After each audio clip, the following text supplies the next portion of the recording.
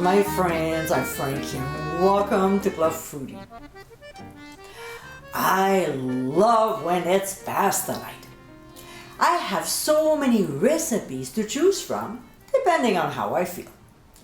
I can make a smoked salmon fettuccine alfredo, a pasticcio casserole, a nice lamb ragu with pappardelle, hamburger helper, and so on.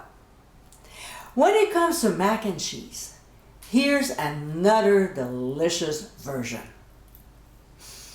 In today's episode, I'll show you how to make my smoky mac and cheese beef. The base is just like my regular recipe, but with a few added ingredients. This popular dish is elevated to a whole new level of yumminess. Tonight, make this flavorful meal for your family. So my friends, let's get cooking. In a large skillet over medium heat, we'll add oil, and when it gets hot, we'll add the onions. We'll saute them until translucent, about 2 minutes. We'll now add red peppers and do the same for a couple minutes. Next, we'll add ground beef, breaking it into small pieces. This meat chopper is amazing, and nope, I am not being paid for saying that. This is my latest favorite kitchen tool, and it goes so fast. See, there are 5 sections to break it down. Love, love, love. Then we'll generously season the meat with ground sea salt and freshly ground black pepper.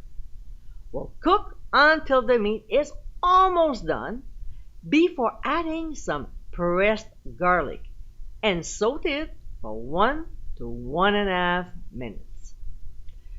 To this, we'll add ketchup and tomato paste, which I have a great trick to salvage the rest of the can.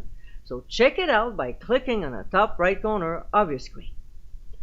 Followed by prepared yellow mustard, then brown sugar, some Worcestershire sauce, as well as hot sauce, and the brand I use is Frank's.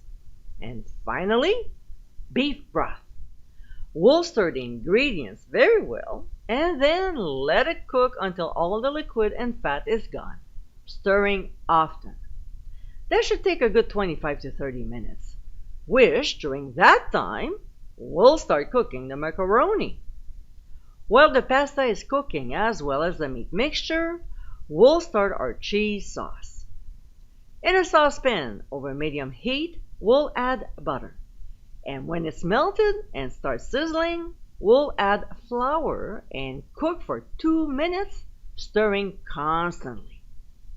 We'll start by adding half a cup of milk and stir until smooth before adding another half a cup. We'll keep stirring until all the milk is in. Well, I should say whisking. Yes, I changed for a ball whisk because it breaks the lumps faster. Next, we'll add Dijon mustard, some smoked paprika, followed by garlic powder, and a little bit of cayenne pepper. We'll whisk until everything is well blended before adding a handful of shredded cheese. And of course, we'll whisk until incorporated. We'll keep adding the cheese until the 2 cups are all in, whisking well after each addition. After almost 30 minutes, the meat mixture is done, and we'll add the cooked macaroni and stir until evenly mixed and the pasta is nicely coated. We'll now pour the cheese sauce over and stir once again. Oh boy, it looks so good. Just before serving, we'll sprinkle on some fresh chopped parsley. And my friends, this is our smoked mac and cheese beef. I'm telling you, this elevated version of the traditional mac and cheese is so tasty. With a few added ingredients, you now have another delicious way to enjoy this comfort food. Surprise your family by making this flavorful recipe. I hope you give it a try soon, and be sure to visit clubfoodie.com for ingredient amounts, directions, and more info. Until next time, my friends, bon appétit!